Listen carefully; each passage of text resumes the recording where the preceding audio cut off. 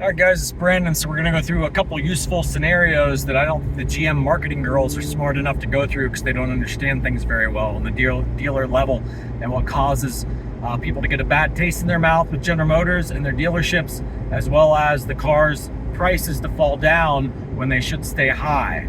So let's say you have a customer and he's willing to pay $50,000 over a sticker, and he walked into a dealer like Hogland Automotive, who likes to take the highest bidder, or Kevin Whitaker, Chevrolet, who likes to sell to the highest bidder, okay?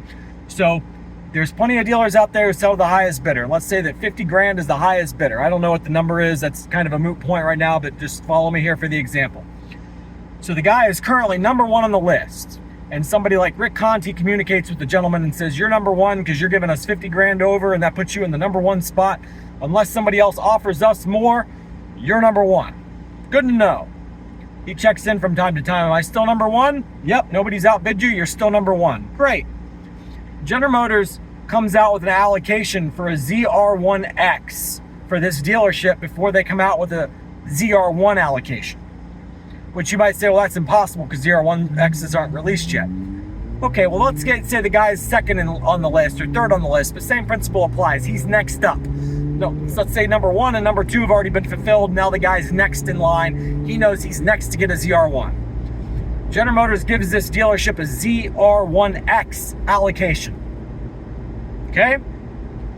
If General Motors doesn't treat that ZR1X allocation like a high wing, where the customer can opt to go downgrade and opt for the ZR1, it's going to cause huge trouble for the ZR1 and ZR1X markets.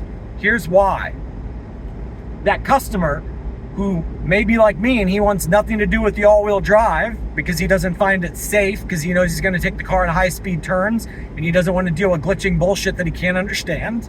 Okay, again, Micah Brinka Speed's E-Ray had glitching front. It's not an E-diff, but the program that simulates an E-diff. His was glitching before the car even had 500 miles on it. He had to take it into the dealership. They had to completely replace the fucking thing and reprogram it, okay? So don't tell me the shit doesn't fail, guys. Had Mike Brinka Speed been in a high-speed curve when that did that, had I been on one of my mountain road ventures where I go tear up the mountain roads for 60 miles in a day straight, when I get past my 500-mile break-in, rest assured, I could be dead right now if I would have had Micah Brinka Speed's E-Ray. Luckily, I didn't buy that car. Okay? But the point is, back to the point. Customer, he's next in line. He's willing to pay 50 grand. I don't want a ZR1X. I want a ZR1. Well, sir, General Motors gave us the ZR1X allocation. That's all that we can order right now. You're telling me that General Motors doesn't have the parts to build a ZR1 when the ZR1X has all the same parts plus a few more? Why can't General Motors take that ZR1X allocation and recycle it next order cycle and have an extra ZR1X to give to somebody else? So let's say you're the dealer and you sit there and say, well, technically, I see your point, and right now our highest bidder on ZR1X is only 30 grand over, so believe me, sir, we'd rather sell to you than the next guy because we're going to lose out on 20 grand. So now the customer's losing and the dealer's losing. But our hands are tied because General Motors structured it this way. They structured it like the like the Z51 and non-Z51, where we have to order exactly what they give us. It's not like the high wing where we can opt to downgrade. Okay, if you get a high wing allocation, you can always opt to downgrade to a regular low wing. That's why General Motors needs to do it like that. They need to say, if you get a ZR1X allocation, you still have the right to downgrade to a ZR1 allocation. And if they don't do that, what do they just do? They pissed off the dealer and they pissed off the customer in this scenario. And you say, well, how often is that scenario going to happen? I bet you it happens way more often than you think. Way fucking more often than you think. And so at that point, let's put it this way. Any dealership who sells them for over sticker, they're going to chronologically sort people from highest to lowest. So you're now pissing off your next highest bidder. Right? And then the only thing that has to occur is there has to be no one higher bidder bidding higher for the zr1-x, and now the dealership's pissed off about it too. Let's say that someone is paying higher for a zr1-x. That person is now ditching the zr1 buyer who thought he was next in line. Okay? So now just the customer's angry. So that customer says, fuck this, potentially. Fuck General Motors, this is stupid. I was next in line. I was told I was next in line. This other guy came to the table a month ago. I've been on the wait list for 2 fucking years. Technically, that guy's on the Zora list.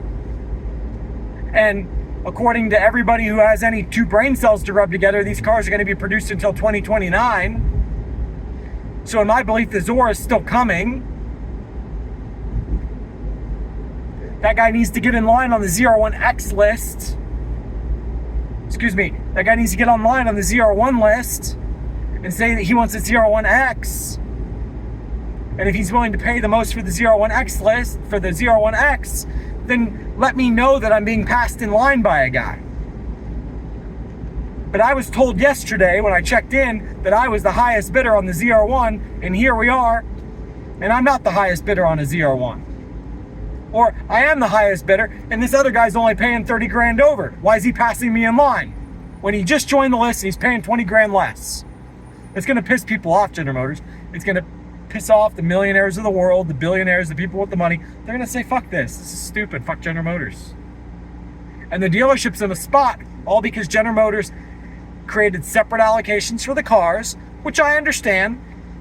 They've got to constrain it, because again, what's on constraint? The battery, the electric motor, and all the electronic wiring. And the CAFE. The zr1-x gets worse CAFE than the zr1. So I understand why the zr1-x has to be constrained. I get it.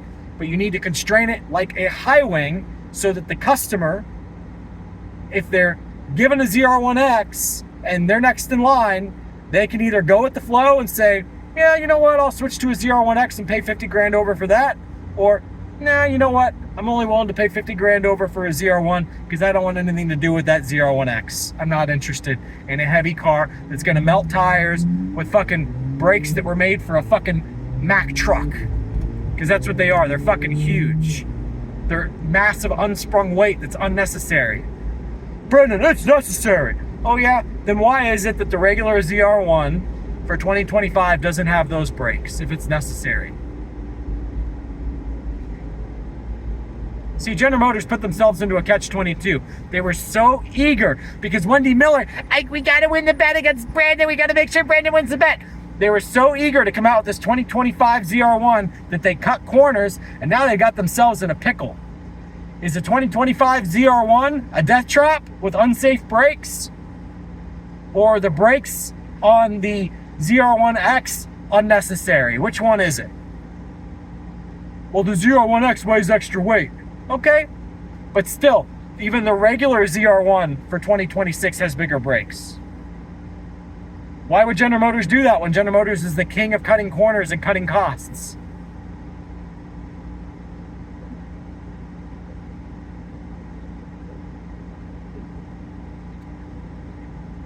That's it. When that guy walks with the 50 grand, he says, fuck this, I'm out. I'm gonna go buy a McLaren instead. I'm not even that excited about the car because I'm realizing it doesn't even have that good of a ring time. Brandon Byers is right. You guys don't know how to do an EDIF program on a car. And Brandon Byers is right. You guys should have released a mechanical diff version of the Z06 and put it in the ZR1 family and given the car a few more horsepower by adding the extra in-tank fuel pump. And I would have happily paid $250,000 for that car instead.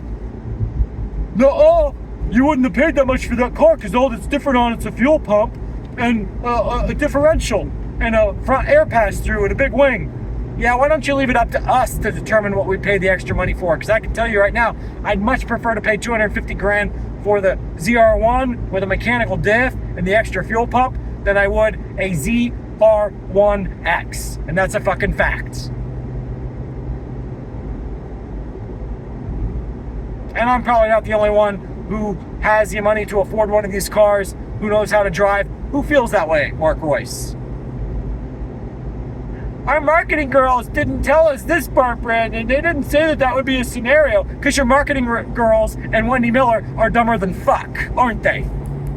Your employees are fucking dumber than you are, aren't they, Mark Royce? You can't even hire people smarter than you are, and you sure as fuck aren't smarter than them, because you can't veto any of their bullshit, can you? Nope. See ya.